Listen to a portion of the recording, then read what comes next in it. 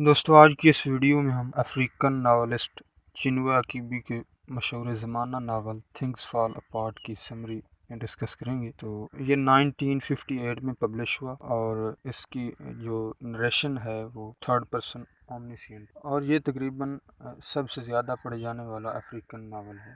یہ اکیبی کا debut novel تھا جس کو شہرت دوام حاصل ہوئی۔ اس کی آلموسٹ 8 ملین کاپیز سیل ہو چکی ہیں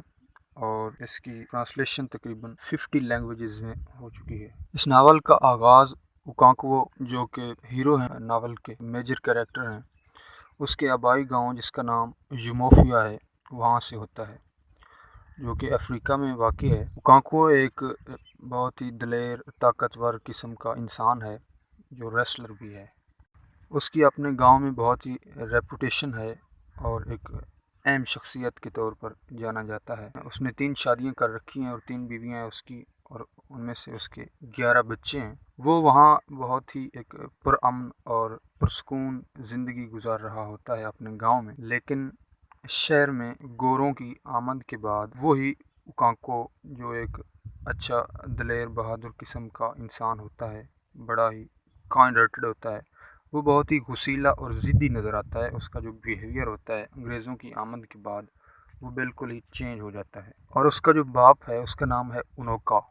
جو ایک بہت ہی ناکام، سست اور نکمہ قسم کا شخص تھا۔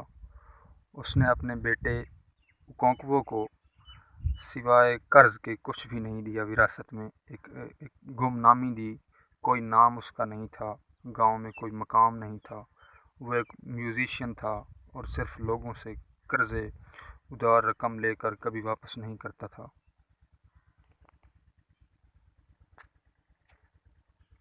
اور بہت ہی ایک غیر ذمہ دار شخص تھا، اور اپنا زیادہ تر فارغ وقت وہ بانسری وغیرہ بجا کر گزارتا تھا، جبکہ اس کا بیٹا جو اوکانکوو اس کے بالکل برعکس ایک محنتی اور ذمہ دار انسان ہے۔ وہ اپنے خاندان کے جو اخراجات وغیرہ ہیں وہ محنت مزدوری کر کے کھیتوں اور سبزیوں میں ہل چلا کر پورا کرتا ہے۔ جس گاؤں میں یہ رہتے ہیں اس کا نام یوموفیا ہے۔ یوموفیا گاؤں کی ایک عورت ساتھ والے گاؤں میں قتل ہو جاتی ہے، اور جنگ کے خطرے سے بچنے کے لیے جو اس گاؤں یوموفیا کے لوگ بطور نقصان پورا کرنے کے لیے مقتولہ کے ایک شوہر کو ایک کنواری لڑکی کا رشتہ دے دیتے ہیں۔ اس کے علاوہ ایک نوجوان لڑکا جس کا نام اکیمیفیو اوکانکوو کے حوالے کر دیا جاتا ہے۔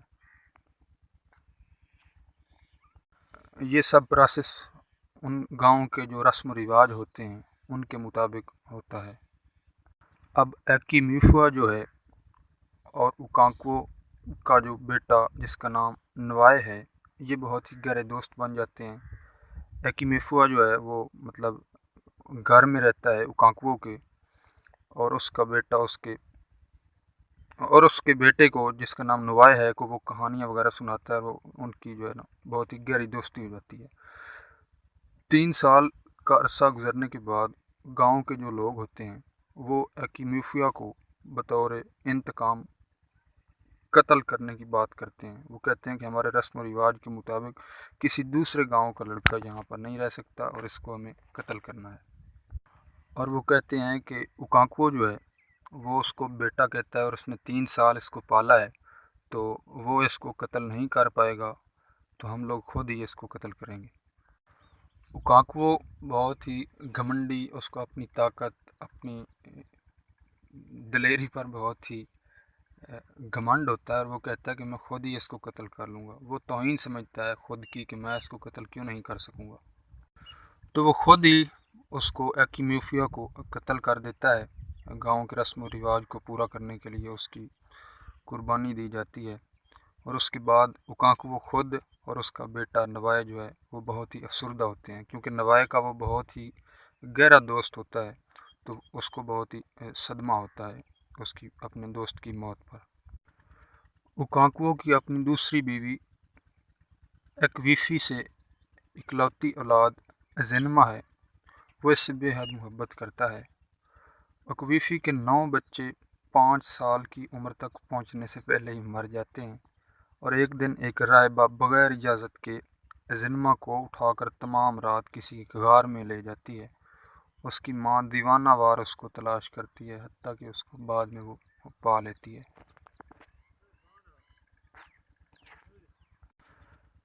گاؤں کا ایک بزرگ پادری جس کا نام ازیڈو تھا، وہ مر جاتا ہے، اور اس کے جنازے کی تقریب میں گاؤں کے تمام لوگ جو ہیں وہ اپنی بندوقوں وغیرہ سے فائرنگ کر کے پادری کی جو میت ہوتی ہے اس کو خراج تحسین پیش کر رہے ہوتے ہیں، جبکہ لاشعوری طور پر ازیڈو کا جوان بیٹا اوکانکوو کی بندوق کا نشانہ بن جاتا ہے۔ اس جرم کے بدلے میں اوکانکوو کو 7 سال کے لیے گاؤں سے بھی نکال دیا جاتا ہے اور اس کے جانوروں کو مار دیا جاتا ہے۔ یہ سب دیکھنے کے بعد اوکانکوو کا ایک بہت ہی گہرا دوست جس کا نام اوبریکا ہے، وہ بہت ہی پریشان ہوتا ہے، اور وہ کہتا ہے کہ اوکانکوو کو اس جرم کی سزا نہیں بھگتنی چاہیے، جو کہ اس نے جان بوجھ کر تو کیا نہیں ہے، اور اس کو تسلی دینے اس کی ماں کے گاؤں ایمبانٹا میں جاتا ہے۔ اوکانکوو کو اپنے گاؤں سے نکال دیا جاتا ہے اور پھر وہ اپنے مدر لینڈ میں چلا جاتا ہے۔ 7 سال کے عرصے کے بعد جب اوکانکوو واپس اپنے گاؤں میں لوٹتا ہے جس کا نام یوموفیا ہے، تو اس وقت تک سفید باشندے جو ہوتے ہیں، مطلب جو انگریز ہوتے ہیں، ان کے پادری ہر جگہ آباد ہوتے ہیں، اور پریچر جو ہیں وہ آ جاتے ہیں، پادری پریچ کرتے ہیں کرسچینٹی کی، اور گاؤں کے وہ لوگ جو مالی طور پر کمزور رسم و رواج کے ستائے ہوئے ہوتے ہیں وہ بھی عیسائیتی قبول کر چکے ہوتے ہیں، اور مسٹر براؤن جو کہ یوموفیا کا پادری مقرر ہوتا ہے۔ یوموفیا گاؤں ہے جس میں اوکانکوو رہتا ہے، بہت رحم دل اور شفیق قسم کا انسان ہے، جبکہ اس کی موت کے بعد نیا پادری جس کا نام جیمز سمتھ بہت سخت مزاج، ظالم اور تعصبی قسم کا انسان ہوتا ہے۔ ایک دن یوموفیا گاؤں کے پادری سمتھ کے تمام ماسکڈ اسپرٹس ایک بازار میں جمع ہو جاتے ہیں، اور وہ مسٹر براؤن کے آدمی جس کا نام انوک ہوتا ہے کہ گھر اور چرچ کو تباہ کر دیتے ہیں۔ مسٹر سمتھ کی ہدایت پر انوک کو کچھ دن کے لیے چھپا لیا جاتا ہے، اور جبکہ اوکانکوو اور یوموفیا کے دوسرے لیڈروں کو بھی اریسٹ کر لیا جاتا ہے، اور اوکانکوو اور اس کے ساتھی جو اگلی حکمت عملی کے لیے ایک میٹنگ منعقد کرتے ہیں۔ اس اجلاس کی جاسوسی کی ذمہ داری انگریز کمشنر کچھ افریقی افسروں کو سونپتا ہے۔ اوکانکوو ان افسروں کو پہچان لیتا ہے اور میٹنگ کے اختتام پر ان میں سے ایک کو مارنے میں کامیاب ہو جاتا ہے، جبکہ دوسرا افسر جو ہے وہ بھاگ جاتا ہے،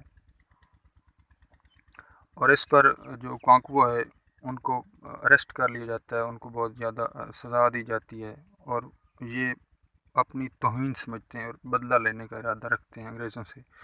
اور جو انگریز انتظامیہ سے ڈر کر کوئی بھی اوکانکوو کا ساتھ نہیں دیتا جب یہ اریسٹ ہو جاتے ہیں، لہٰذا اوکانکوو ذلت و رسوائی کی زندگی پر خودکشی کو ترجیح دیتا ہے، اور ایک درخت سے پھندا لگا کر لٹک جاتا ہے اور خودکشی کر لیتا ہے۔ اب گاؤں کے لوگ اس اوکانکوو کی لاش کو درخت سے نہیں اتارتے، کیونکہ وہ خودکشی کرنے کے عمل کو زمین کی دیوی کے خلاف اور اس کی توہین سمجھتے ہیں، وہ ان کے رسم و رواج جو ہوتے ہیں، ان کی ٹریڈیشن جو ہوتی ہیں وہ ان کے خلاف ہوتا ہے یہ عمل خودکشی کا، لہٰذا اس کی لاش کو اتارنے اور دفنانے کا کام بھی انگریز کرتے ہیں۔ اس کے آبائی مقام لوگ اس کو ہمیشہ کے لیے چھوڑ دیتے ہیں، جو اس کے آبائی اور مقامی لوگ ہوتے ہیں وہ اس کو ہمیشہ کے لیے چھوڑ دیتے ہیں۔ تو اس ناول میں ریئلٹی بیان کی ہے رائٹر نے، بہت ہی عظیم رائٹر ہیں، انہوں نے ایکچولی پوسٹ کلونیلزم کا جو سبجیکٹ ہے، اگر اس کو سمجھنا ہو تو ہمیں اس ناول کا ٹیکسٹ پڑھنا چاہیے، مکمل طور پر تھیریز جو ہیں وہ اس میں ڈیٹیل سے اس نے بیان کر دی ہیں ایگزامپلس کے ساتھ،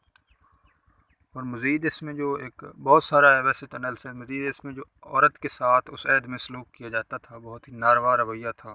عورتوں کو صرف مطلب بچے پیدا کرنے والی مشین کے طور پر ایز اے پراپرٹی استعمال کیا جاتا تھا،